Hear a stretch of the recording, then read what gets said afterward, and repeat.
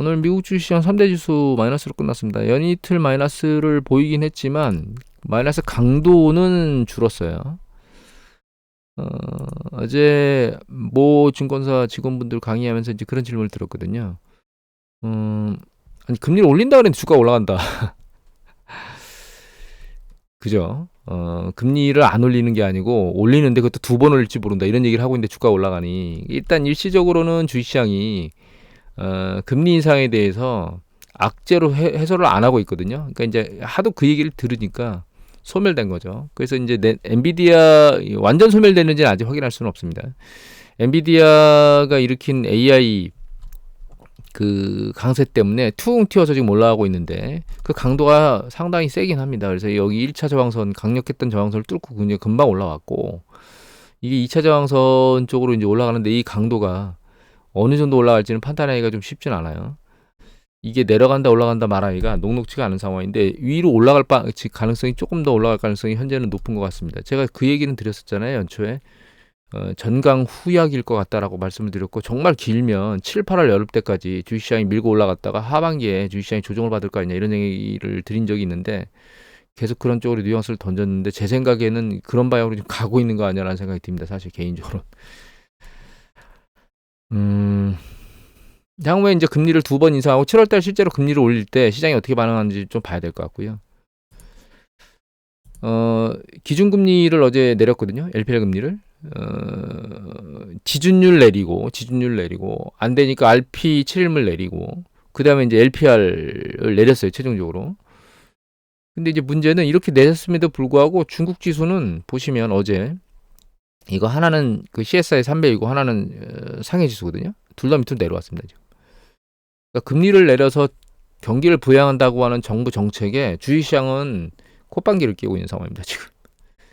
이 강도에 문제가 있다고 보는 거겠죠. 어제 0.1포인트 내렸거든요. 0.1 내렸는데 얘네는 0.05도 내려요. 그러니까 가장 낮은 수준보다는 한 단계 높이 내렸는데 이 정도 내린 거 가지고는 안 된다. 0.2포인트 정도 내려야 된다라고 이제 시장에서 예측을 하고 있었는데 0.1 내리니까 시장에서 이제 기대감이 실망감으로 바뀐 거죠. 근데 중국 당국의 입장은 이럴 수밖에 없습니다. 이거 매크로 마이크로 데이터거든요. 보시면 여기 있는 파란 게 이게 재고예요. 중국 주택 재고. 여기 밑에 있는 빨간 게 판매거든요. 이게 언제 폭발적으로 늘어났냐면 글로벌 금융위기 때 중국이 대규모로 경기 부양을 하기 위해서 자금 풀었거든요. 그때 엄청나게 중국 재고가 쌓였어요. 주택 재고가. 그 쌓인 주택 재고를 지금 해소를 못하고 있는 상황입니다. 그리고 최근 코로나 팬데믹 이후에 판매량이 그렇게 많이 늘지는 않았는데 여기 보시면 판매량 같은 경우는 이제 옆으로 횡보하고 있잖아요. 근데 재고량은 쭉쭉쭉 늘어났거든요. 그래서 결과적으로는 중국의 주택 재고는 지금 해결할 수 없는 상황에 와 있는 상황이에요, 사실. 그리고 여기 보시면 이게 중국의 그 건설업자들 PMI 지수거든요. 이게 과거 보시면 2012년 이후에 60대 언저리에서 왔다 갔다 하는 게 중간치예요, 지금. 근데 얘가 최근에 60 넘어서 급등했다가 다시 60 아래 퉁 튀어 내려왔습니다, 지금.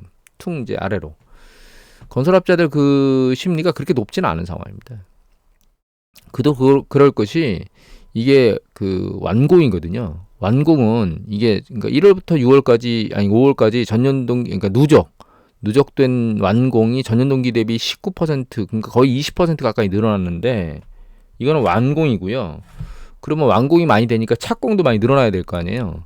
근데 이게 착공입니다. 이게 파란 게. 이것도 이제 1월부터 5월까지 누적을 보면 이게 마이너스 22%예요. 이건 오히려 전년 대비 줄었어요. 그러니까 이건 무슨 얘기냐? 기존에 짓고 있던 거를 완공시켜서 입주시키는 거는 열심히 하고 있지만 새로 아파트를 만들어서 공급하는 거는 전년 대비 못하다는 뜻이에요. 그러니까 주택업자들 입장에서는 아니 아파트를 새로 계속 지어서 매출을 이런 것들을 늘려야 되는데 얘네들 우리처럼 선분양 해가지고 돈 받은 다음에 짓잖아요. 그래서 결과적으로는 신규 착공을 하면서 돈을 이제 당겨야 되는데 그게 아니라는 겁니다. 이게.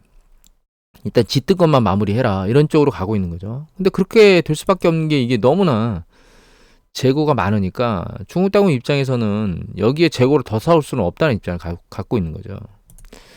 거기에 중국 출산율은 지금 코로나 팬데믹 이후에 아주 급격히 낮아지고 있거든요. 보시면 여기 2020년 19년 2020년 뚝 떨어졌죠. 그 전에 뚝 떨어졌습니다. 21년도에. 출산율 굉장히 낮아지고 있고, 그리고 이거 보시면 이게 이제 인구 피라미드거든요. 이게 미국이고, 이게 중국이고, 이게 우리나라, 이게 일본이에요. 이제 일본이 가장 먼저 왔고, 우리나라 그 뒤를 따르고 있고, 여기 보시면 항아리가 이제 제일 위가 여기가 두껍죠. 일본, 여기가 우리나라입니다. 우리나라 62, 일본은 70대 초반이잖아요. 10년 차이 나죠. 중국은 이제 여기서 따라오고 있어요. 이게 50대 초반이잖아요. 딱 10년 정도 터울로 지금 일본, 우리나라, 중국이 움직이고 있습니다. 10년 터울로. 그런데 여기 보시면 여기 밑에 최근 코로나 팬데믹 이후에 출산 뭐 2세, 3세 그러니까 아까 출산율 뚝 떨어지던 요 시기 있죠. 요 시기에 나왔던 인구 구조가 굉장히 많이 줄었어요. 갑자기 급격하게. 사실 이렇게 출생 숫자가 줄어들면 이 재고 지금 팔린 것도 이제 문제지만 이 재고를 어떻게 소진하냐 이거죠. 거기다가 이게 정말 과다한 상황입니다. 미분양 상황이. 거기다가 중국의 그 외국인 투자 기업들이 상당히 많이 빠져나갔잖아요. 미중 그런 무역 전쟁들 때문에. 외국에서 들어와서 사는 사람도 일부 주택 임대 수요를 소진했을 건데 그 부분도 지금 쭉 빠져서 양측에서 지금 그러니까 내국인 수요와 외국인 수요 모두 다 중국은 지금 압박을 받고 있기 때문에 정책 당국에서 금리를 급격히 내려줄 수 없는 입장이고 장단기 금리 차도 많이 벌어지고 있고 지금 현재 글로벌의 주요 국가 중에 유로존 금리 올리고 있죠. 미국 금리 올리고 있잖아요. 중국 혼자만 금리를 내리기에는 좀 부담스러운 거예요. 그래서 공격적으로 중국 금리를 내릴 것이다라고 하는 거는 현재로서는 기대하기가 좀 어려운 상황입니다. 미국 쪽도 약간 부동산 시장이 좀 이상한데 이거는 뭐 중국은 좀 안 좋은 쪽인 거고 미국은 좀 살아나는 거 아니야라는 쪽으로 움직이고 있거든요. 이게 미국의 주택 허가입니다. 급등했습니다. 6월달 발표 보면 추세적인지 아닌지는 좀 상황을 봐야 될 것 같은데 그 전에 허가량이 급증하는 거에 비해서는 상당히 큰 폭으로 급증했기 때문에 상황을 좀 모니터링 해야 될 것 같고 다만 착공도 급증했거든요 지금. 그래서 하나 데이터를 더 보면 이게 주택 가격입니다. 이미 보여드렸지만 이 케이스 실러 지수가 바닥을 찍고 올라오는 걸로 보이고 있고 물론 이제 이게 파란 게 뭐냐면 이게 중앙값이거든요. 미국의 신규 주택 판매 중앙 가격인데 얘가 이제 다음 달 다시 밑으로 내려왔기 때문에 최종 발표가 케이스 실러 지수도 어떻게 움직이는지 좀 봐야 되겠는데 미국 주택 가격이 바닥을 친 거 아니야? 내려오는 조정이 이렇게 살짝 가능성이 오픈된 상황이긴 합니다. 그리고 요거는 뭐냐면 이제 이 파란 게 좀 전에 봤던 착공이거든요.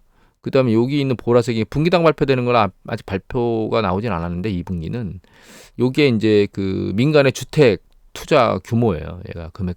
그 다음에 요 밑에 있는 게 요게 뭐냐면 이게 신규 주택 판매 면적이거든요. 근데 잘 보시면 얘가 작년 7월 이후에 조금씩 그 판매 면적이 늘어나고 있어요. 신규 주택 판매가.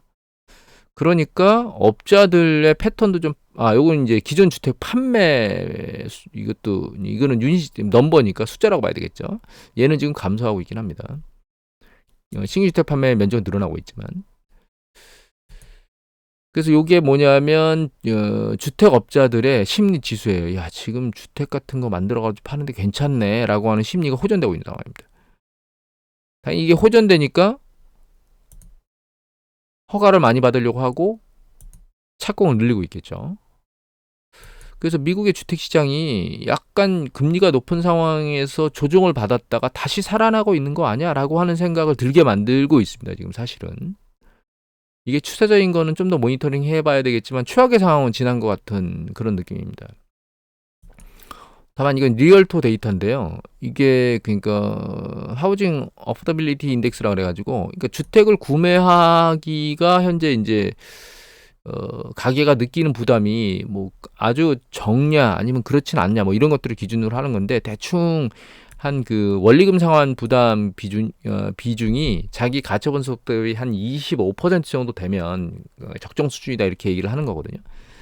그래서 이게 이제 그 중앙 가격 기존 주택의 중앙 가격, 요게 모기지 대출 이자율이고요.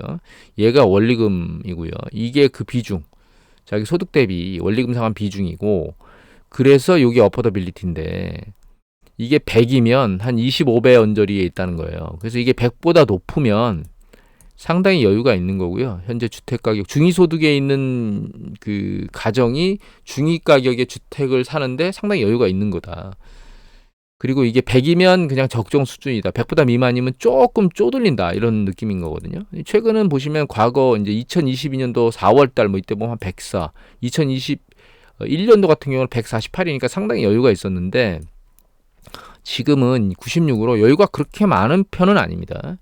그러니까 이게 실수요자들 같은 경우에는 공격적으로 주택 매입을 들어오기에는 사실은 그렇게 녹록지 않을 수도 있긴 해요. 그래서 2021년도 시장하고 지금 시장이 주택 시장이 수요가 그렇게 동일한 패턴으로 움직일 것이다라고 하는 생각은 일단 이른 판단인 것 같고, 다만 주택 가격은 지금 저점을 찍은 거 아니야라는 생각을 하게 만들긴 합니다. 근데 주택 가격이 들려 올라가면 그 거주 비용이 올라가게 될 겁니다. 주택에 임대로 주택에 거주하는. 근데 지난번에 보여드렸듯이 지금 임대료가 자기 중위소득자의 거의 30%에 해당하는 금액, 가처분 소득에 임대료를 내고 있기 때문에 주택 가격이 올라가는 게 미국 경제에 긍정적이진 않아요. 주택을 보유한 사람은 긍정적이지만 임대로 사는 사람 입장에서는 그렇게 긍정적이진 않거든요. 그리고 금리가 높은 상황에서 사실은 이제 쉽사리 소득이 낮은 수준에 있는 사람들이 주택을 사겠다고 나서기도 좀 쉽지는 않은 상황입니다. 이자 비용이 상당히 높이 올라갔다는 것들 보여드렸잖아요.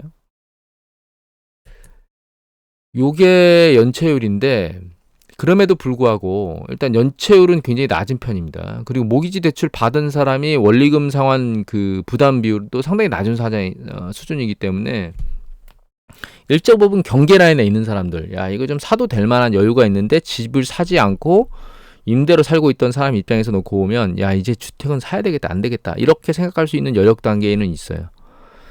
다만 금리가 높기 때문에 대단히가 다 들어올 수 있는 여력은 아닌 것 같은 느낌이기 때문에 제 생각으로는 주택 가격이 바닥을 치고 올라올 수 있긴 한데 추세적으로 계속 밀고 올라갈 수 있는 가능성이 있지는 않은 것 같습니다. 그래서 정리를 하면 주택 시장은 바닥에 온 것 같긴, 가격은 바닥에 온 거 아니야? 라고 생각을 해야 될 것 같긴 하고요. 살짝 들릴 수는 있다. 추세적으로 근데 여기 2021년도 20년도에 미친 듯이 올라왔던 것처럼 추세를 타지는 못할 것 같다 이렇게 생각을 하고 있습니다.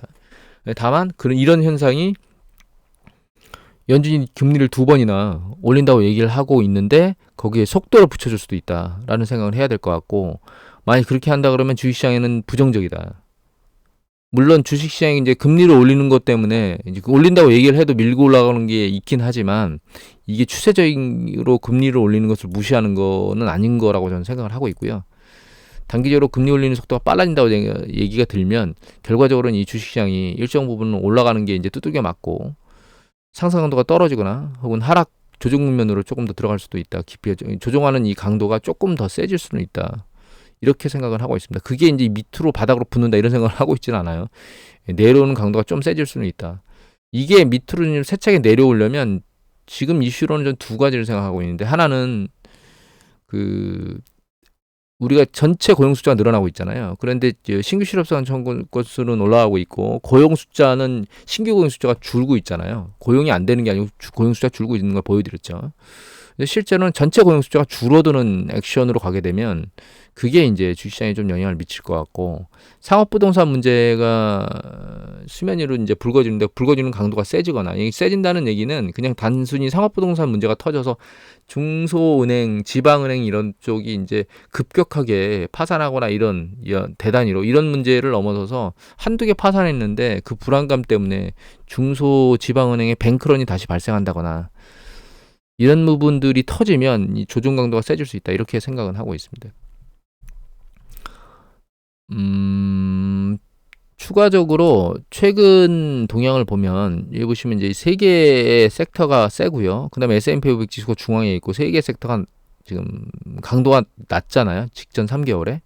이게 뭐냐면 K가 그 민감주고요. K가 기술주고요. 그다음에 Y가 민감주고 C가 커뮤니케이션입니다. 이 커뮤니케이션 안에 메타, 그다음에 구글이 여기 들어가 있거든요. 그래서 여기가 지금 상대적으로 굉장히 강세고, 밑에 보면 이제 V가 이게 헬스케어일 겁니다. 그다음에 P가 그 경기 비민감주, U가 유틸리티거든요. 그래서 경기 비민감주 섹터보다 경기 민감주 섹터가 지금 상당히 강세를 최근 많이 보이고 있거든요.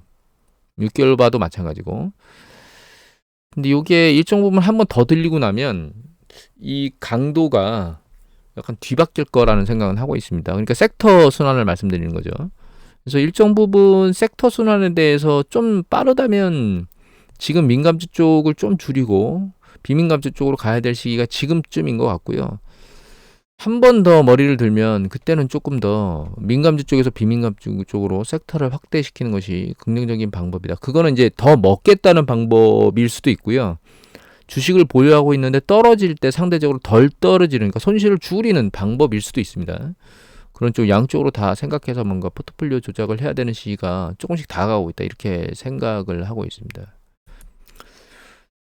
최근 동향은 경기가 정점에서 수축으로 계속 내려갈지 살짝 위축만 될지에 대한 물음표를 찍고 있는 과정 중에 글로벌 전체로 놓고 보면 제조업은 식은 상황으로 있고 그 식은 강도가 급격히 떨어지고 있진 않은데 서비스 업종이 떠받치고 있는 상황이거든요. 그 와중에 유럽 쪽의 가장 선두주자인 독일 같은 경우에는 지금 2분기 연속 경기가 수축됐고 통계 당국에서 생각하는 2분기 역시 마이너스일 거라고 지금까지는 나오고 있습니다. 그러니까 3분기 연속 수축하는 거죠. 우리나라 보면 사실 반도체나 이런 거 수출 쪽이 그렇게 늘어나고 있지는 않고 있고, 물론 좀 하반기 들어서 늘어날 거라고 생각은 하고 있고 얘기들은 하고 있지만 아직까지는 그런 상황이 녹록지는 않은 상황이고, 그나마 그 가장 큰 세 개의 그 경제 축, 유럽, 미국, 그 다음에 중국, 이 중국이 그나마 경기를 부양할 수 있는 입장에 와 있긴 한데 그 부양의 강도가 중국이 현재 처해 있는 부동산의 상황으로 놓고 보면 공격적이지는 못할 수 있는 상황에 와 있는 거거든요. 그래서 실제로 보면 유럽하고 미국은 아직 QT를 하고 있는 거고 중국은 QE를 하고 있는데 공격적이지는 못한 거고, 제조업은 식어 있는데 서비스업이 그나마 떠받치고 있지만 사실 미국 같은 경우에는 재고 조정으로 이제 들어가는 거 아니야 라고 하는 조짐이 조금 보이고 있거든요. 사실 지금 현재 시점에서 우리가 주식시장을 판단하려면 단기적인 것과 추세적인 것 두 가지를 봐야 되는데, 단기적인 것 뭐 한 2개월, 2, 3개월 요 패턴에서 놓고 보면 아직 AI로 인한 강세를 보이는 게 여러 가지 상황에서 뭐 기술적 분석이라든가 심리적 분석에서 놓고 보면 센 조정 국면으로 들어갈 수 있는 가능성보다는 약한 조정 이후에 다시 반등할 수 있는 가능성이 높아지고 있는 것으로, 높아진 상황으로 지금 보고 있고요.